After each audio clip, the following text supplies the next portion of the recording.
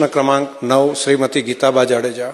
માનનીય અધ્યક્ષ શ્રી, હું આપના માધ્યમથી મંત્રીશ્રી પાસેથી જાણવા માગું છું કે તારીખ 31/12/2025ની સ્થિતિએ છેલ્લા એક વર્ષમાં રાજકોટ જિલ્લામાં સ્વચ્છ ભારત મિશન ગ્રામીણ યોજના અંતર્ગત તાલુકાવાર કેટલા કુટુંબો માટે વ્યક્તિગત શૌચાલય બનાવવામાં આવ્યા છે અને તે માટે છેલ્લા એક વર્ષમાં કેટલો ખર્ચ કરવામાં આવ્યો છે. માન્ય સભ્યશ્રીએ જે પૂછ્યું તેમાં માન્ય અધ્યક્ષશ્રી, અમારા રાજકોટ જિલ્લાના આ ધોરાજી તાલુકામાં કુલ બધાનું અલગ અલગ કહીશ તો બધા આંકડાઓ વધારે છે, એટલે માન્ય અધ્યક્ષશ્રી છતાં હું બોલી દઉં. ધોરાજીમાં વ્યક્તિગત કુલ 57 શૌચાલય બનેલા અને એની સામે 6.84નો ખર્ચ થયો હતો. માન્ય અધ્યક્ષશ્રી, ગોંડલમાં 96 વ્યક્તિગત શૌચાલય બનેલા, એના માટે 11.52 રૂપિયાનો ખર્ચ થયેલો.